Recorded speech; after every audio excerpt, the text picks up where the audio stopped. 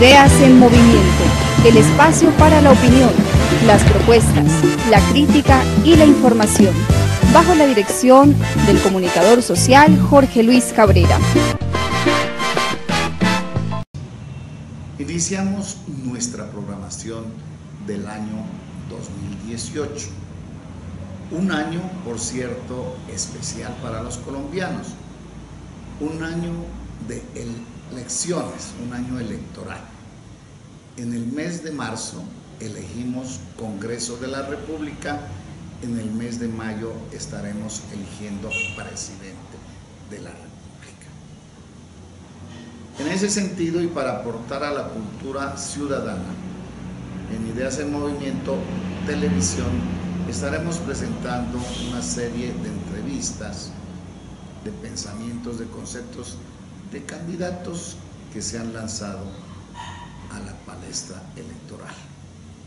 Hoy iniciamos nuestro programa con Jaime Rodríguez, que, como se sabe, es el candidato de la Minga Nariñense por la Paz, designado por esta organización social. La Minga y los candidatos van avalados por el Polo Democrático Alternativo. En el tarjetón a Jaime Rodríguez le correspondió el 102. Bueno, como para contextualizar un poco la cuestión electoral, don Jaime, me gustaría conocer su visión, cómo ve el panorama electoral en Colombia a nivel nacional y cómo lo ve usted aquí a nivel del departamento. Bueno, Jorge, el Congreso de Colombia es lo más desprestigiado que existe en este país. Hay que comenzar diciendo eso.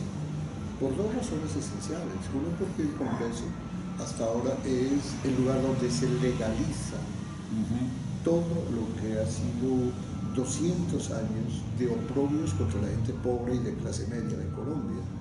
Vamos a cumplir 200 años de república y todas las leyes que han llevado a que Colombia sea el séptimo país del mundo más inequitativo, en donde hay más brechas entre unos riquísimos, los financistas en especial, los que tienen bancos, y gente, cerca de 8 millones de pobres y de miserables.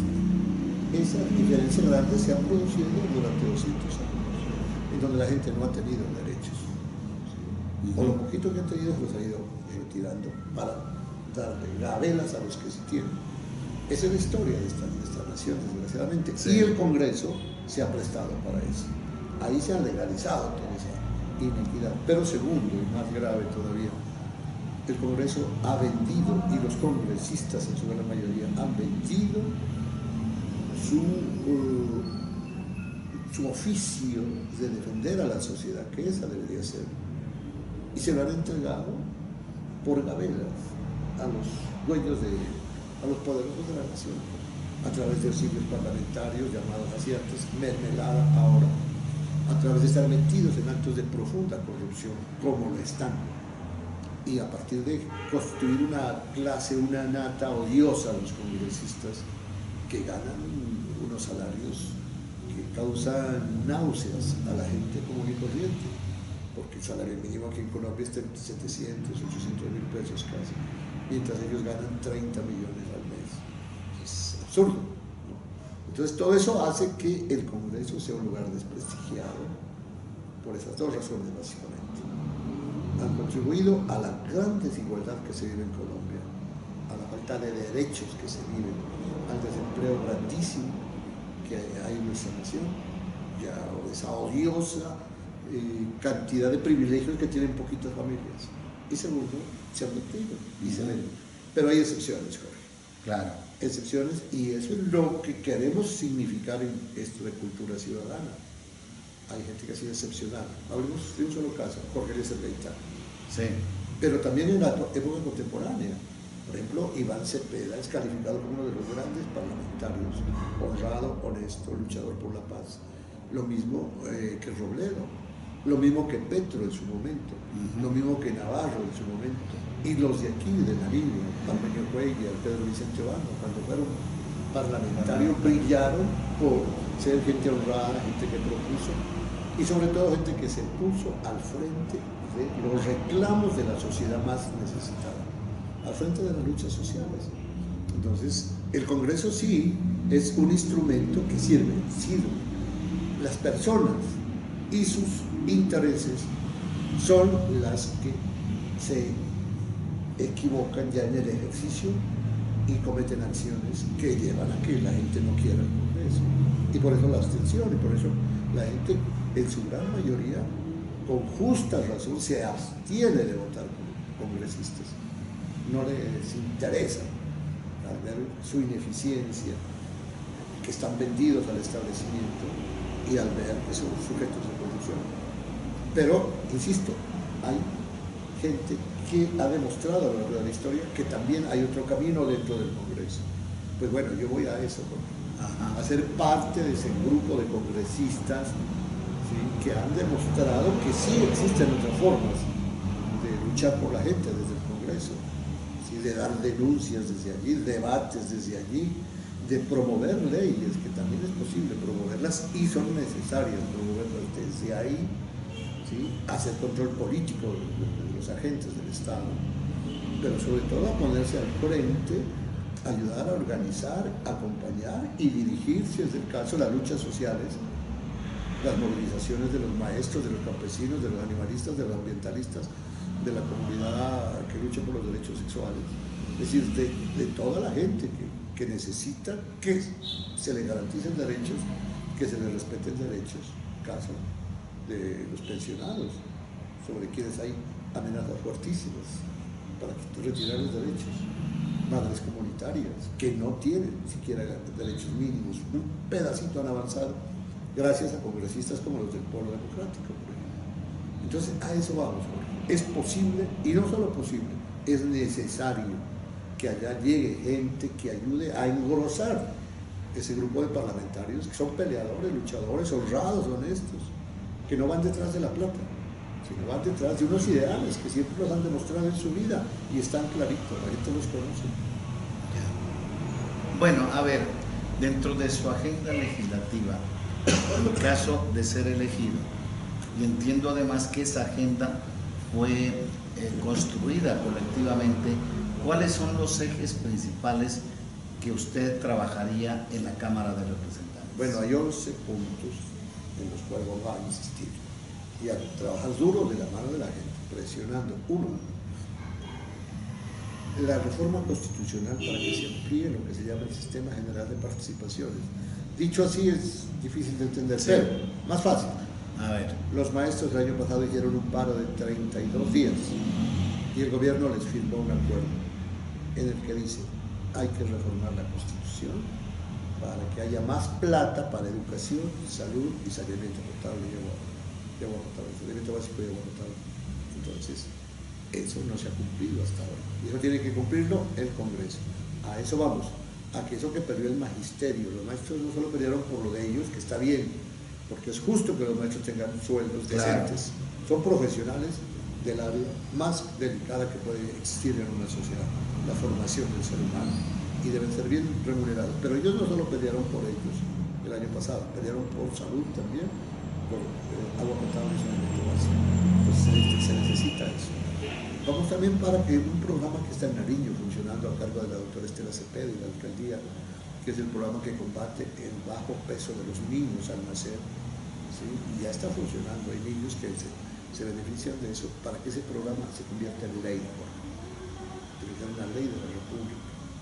Vamos a ir a proponer allá también que un problema serio que existe en el país para lo que es la movilidad en general, ¿sí?, y el sistema de derechos de los transportadores se consolide. Hoy día eso es un caos. Vamos a proponer una normatividad o unas leyes específicas que garanticen a todos los empleados y trabajadores del transporte, garanticen derechos a todos, taxistas, conductores de buses, de camiones, mototaxistas también, pero que al igual garanticen a los peatones derechos y que igual lleven a que se traduzca todo eso en seguridad para los habitantes de las ciudades y campos, ¿no? Eso lo vamos a proponer porque eso está fuera de ahorita, no existe ese tipo de situaciones, vamos a defender los derechos de los pensionados y vamos a buscar no solo que se respete lo que hoy tienen, que no es mucho, sino que se amplíen sus derechos y que se amplíe la base pensional para que ojalá en este país la gente toda tenga derecho a pensionarse. En las sociedades democráticas reales todo el mundo tiene derecho a la pensión, y sobre todo los campesinos. Los campesinos ni sueñan con una pensión. Pues bueno, tenemos que proponerlo, ¿sí? Y a eso vamos, también a defender ese tipo de medidas. El agua como derecho. Hoy se ha levantado cantidad de gente en el país a través de consultas populares pidiendo que no avance la minería que acaba con el agua. Pues vamos a eso también, a pelear duro para que el agua se considere un derecho esencial de los seres humanos, no una mercancía, no algo secundario. Y por supuesto, a defender derechos de los campesinos, que son los que más se preocupan por su agua, porque pues para los que vivimos en la ciudad el agua es importantísima, vital para nuestros alimentos y para la higiene y demás, pero para el campesino no solo es además el chance de que tengan ingresos, de que las maticas den o no den, ¿sí? Entonces, el campesino es el principal interesado y cuidador del agua. Entonces vamos también por líneas que llevan a que el campesino sea considerado sujeto de derecho. Hasta ahora no lo es en la Constitución. Bueno, te quisiera hablar entonces de esos puntos. Que son como la reivindicación, digamos, sentidas de la sociedad. Sí. Pero hay un aspecto central, Jaime, que tendríamos que analizarlo, y es cómo el sector alternativo que llegue al Congreso de la República, tanto a nivel de Senado como de la Cámara, van a luchar por la implementación de los acuerdos. Sí, ese es el otro gran pedazo. Hay un pedazo inmenso que tiene que ver, uno, con el conflicto armado. Que el conflicto armado concluya de la mejor manera con las FARC. Ya ha avanzado tremendamente, las FARC ya son un partido, y eso es algo sensacional, a lo cual hemos contribuido. La extrema derecha en Colombia, que no quiere la paz, se ha encargado de montar un velo, una venda sobre muchos, sí, no sobre todos, pero sobre muchos colombianos, para que no le paren bola a un suceso tan importante. 3.000 muertos. Desprestigiando. Se evitaron el año pasado. Sí, con esa sola cifra, suficiente ilustración. Claro. Como se dice. Bueno, vamos a eso. Vamos a buscar que lo que fue el acuerdo de paz con la FARC se implemente debidamente para que los beneficios de ese acuerdo fluyan, se irriguen entre campesinos, entre ciudadanos, pero sobre todo, Jorge, entre las víctimas del conflicto armado. Y ahora hablamos de las víctimas, pero igual vamos allá para que la paz, entendida como la justicia social, pero también como la cesación del conflicto armado, se aplique también a otras insurgencias como el ELN, ¿sí? Que sabemos tienen dificultades ahorita, y desde el Congreso es importantísimo empujar que ese proceso avance y se consolide, pese a las dificultades que hay con el EPL de igual manera, con lo que es todo lo que se ha creado a raíz de las bandas criminales, ¿sí? Que están ocupando los espacios que dejaron las FARC, por ejemplo.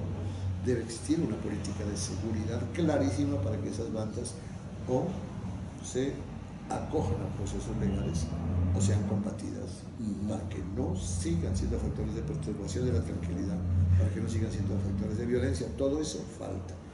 Pero esencialmente, en el Congreso es necesario reforzar todo el capítulo de víctimas del conflicto armado. ¿Sí? 6.000 víctimas en Colombia, 600.000 en Nariño, a pesar de que tienen una ley importante, a pesar de que los acuerdos de La Habana los contempló también, sobre todo en el tema de restitución colectiva, de reparación colectiva, aún estas víctimas no encuentran suficientes reparos materiales, ni anímicos, ni psicológicos, ni de memoria histórica. Eso está andando de manera muy lenta, y en mucho tiene que ver con la presupuestación ineficiente que hay para todo ese capítulo de víctimas, y también por la ineficiencia administrativa, por la institucionalidad que no es eficiente, se politizó desgraciadamente en algo tan sensible y tan que debería ser de un sujeto solamente técnico, de ser atendido por meritocracia, no como cuota de nadie. ¿Sí? Pero ahora desgraciadamente está así. Vamos a eso, a buscar una institucionalidad sana, eficiente, que atienda a las víctimas como se lo merecen, pero que también tenga presupuestación, ¿no? Entonces, ese es el capítulo que correspondería a paz y derechos que avancen hacia el camino de la justicia social. Bueno, otra parte también que tiene que ver mucho con eso, y está muy relacionado, es la parte relacionada a la reforma política que requiere este país. ¿Cómo ve esa situación? En un país donde sectores que han dominado por siglos a Colombia no quieren que se reformen las instituciones electorales para que la participación de sectores minoritarios sea en mejores condiciones. Sobre eso. Bueno, este Congreso que acaba de terminar labores este año 2017 y que concluirá pronto, porque estaremos posesionándonos en el Congreso el 20 de julio, este Congreso le falló totalmente a los acuerdos de La Habana en ese punto, Jorge. El punto 2 de los acuerdos de La Habana habla específicamente de una reforma política que sanee la política, porque la política en Colombia desgraciadamente se hace a punta de corrupción, se hace a punta de gabelas, de tamales, se hace a punta de comprarle la conciencia a la gente pobre, a la gente necesitada, se hace a punta de poner los medios inmensos de comunicación que hay en función de que la opinión cambie sus opiniones y se pongan vendas sobre los ojos de la gente. Una reforma política profunda debe atacar eso, debe limpiar la política, volverla sana, ¿sí? Una competencia sana, debe ejercer control sobre medios de comunicación, claro, no maniatar la libertad de prensa, no que censurar, nadie pide, claro. ¿sí? Pero sí un control absoluto, ¿sí? Sobre la opinión política de la gente, la formación de opinión, porque nos han venido manejando de una manera manipulada totalmente la conciencia de la gente. Y bueno, entonces ahí la reforma política debe avanzar hacia allá, y a eso vamos también a pelear duro, porque eso es algo que no es fácil. Esta nación que está decadente, que está acabándose, 200 años de república que no sirvieron, ese gato no sirvió, podríamos decir, de esos 200 años de vida republicana, liberales y conservadores, se camuflaron, se volvieron de Cambio Radical, de la U, se volvieron de otros partidos, unos más de derecha, casi ninguno a la izquierda. Lo más izquierda que tenía el establecimiento eran algunos segmentos del Partido Liberal, como el caso de Galán, pero ninguno otro avanzó ni dio un paso. Todos estos sectores liberales y conservadores derechistas han producido la crisis política que tiene Colombia, la desconfianza tan grande de la gente en la política, y no va a ser fácil. Esas son las cosas duras a las que nos vamos a enfrentar, pero lo vamos a hacer. La reforma política. Si hay reforma política, si el líder comunitario que no tiene plata, pero tiene grandes ideas, es un hombre entregado, sacrificado, que le gusta su comunidad, tiene chance de llegar al poder, pues será una persona que hará las cosas distintas a como lo han hecho el señor Tato, la señora Miriam, la señora Liliana, el señor, bueno, los politiqueros de siempre, que lo que hacen es aprovecharse de las necesidades de la gente, comprarle los votos y llegar allá y engordar su rosquita, pero nunca producir y engordar sus arcas. Y las de ellos, claro. Nunca producir saltos a favor de la sociedad, nunca a favor de ingresos para todo el mundo, nunca a favor de plata para la educación. Al contrario, acuérdese usted como los maestros en el 2002 recibieron el golpe duro de esa clase política que todavía está ahorita mandando, cuando les quitaron la plata de la educación, y fueron ellos, fueron los parlamentarios, aún vigentes varios de ellos. Sí. Bueno, a ver, finalmente, don Jaime, un llamado, porque desafortunadamente el pueblo, hay un sector más bien de la sociedad que vota, pero generalmente vota por los mismos. Hay otro sector que es el que se llama la opinión, que sí vota por ideas, por propuestas. Y hay otro sector que le llamamos el abstencionista, que no vota porque no cree en la política electoral, en la política parlamentaria. ¿Cuál sería su llamado usted a los nariñeses y más concretamente a los pastusos para que voten por nuevas propuestas? Bueno, tres sectores has hablado. Los que venden el voto, háganlo por sus hijos. No sean sinvergüenzas, el voto es algo muy importante. No ayuden a que la sociedad se regrade. Voten por propuestas, voten por ideas, voten por iniciativas, pero sobre todo por trayectoria, por obras y realizaciones en la vida pública de las personas que están en el tarjetón. Les hacemos ese llamado. No le hagan daño a quienes venden el voto, no le hagan daño a la sociedad. Voten a conciencia. A ese segundo segmento que es consciente, que es de opinión, pues, que más debo decirles, sino que les agradezco porque estoy seguro que ellos votarán por la lista alternativa que tenemos a la Cámara de Representantes con el 102 del Polo Democrático, en el huevito, en la yemita del huevo, y el amarillo del polo. Yo les agradezco. A ellos les diría, entusiasmen a otros, trabajen a otra gente, háganlo muy fácil ir a las casas de los compañeros de trabajo, de las familias, de los amigos del barrio. A ellos son ese motorcito que puede producir los cambios, porque ellos pueden generar más y más. Yo lo he sentido así porque esta campaña está sintiendo eso. Está sintiendo el entusiasmo de muchos nariñenses en donde hay una alta conciencia social. No se olvide de lo siguiente: la lista que armamos a la Cámara, que es de izquierda, ¿no?, es la única en Colombia que logró unir a toda la izquierda. Es la única, y eso es porque aquí en Nariño existe ese sentimiento, tradición. Hemos luchado muchísimo durante muchos años, los demócratas, para que haya un núcleo, digamos, que es muy grande, de gente pensante, consciente, honrados, decentes, luchadores sociales que no tragan entero y que se oponen a las injusticias. Y hay el otro bloque de los abstencionistas, los que dicen: yo no vivo de la política, yo no como de la política, yo no me meto en política, dicen ellos. Pero ¿usted no cree que ese es como un problema más bien de desconocimiento, de ignorancia de lo que significa el voto, de lo que es el poder de un voto? Sí, ese es un problema, a mi juicio, de dos caras.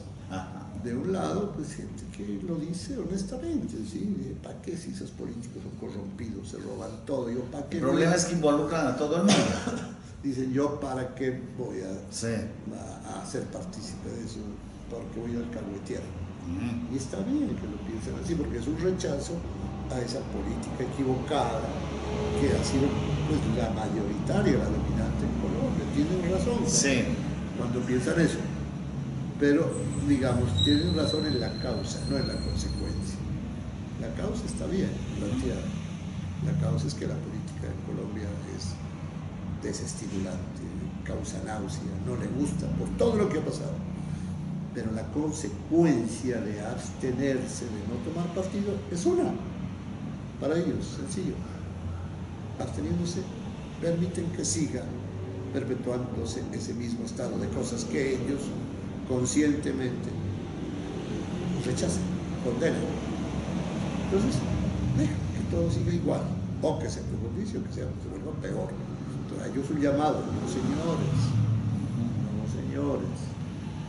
no ayuda para nada con su buen deseo de condenar a los políticos corruptos y a la política mal hecha. No ayuda para nada a ese deseo legítimo el que ustedes se abstengan. Todo lo contrario, lo legaliza, lo institucionaliza y lo vuelve más poderoso. Es más, los que están en el poder, que lo están con poquitos votos, porque la inmensa mayoría en Colombia se abstiene, lo están justo y son felices de que se abstengan. Sí, los que se abstienen, porque tranquilos, ellos compran su pedazo con el que compran suficiente para pasar a ser elegidos. Claro. Y segundo asunto, diría yo, quienes se abstienen dicen: yo no me meto en política, a mí la política no me da de comer, yo no como de la política, yo no quiero meterme en política, pero ojo, usted, cierto, puede que no viva de la política, que tenga su tallercito, que tenga su negocio, que sea un trabajador independiente, está bien, pero la política sí se mete con usted, amigo.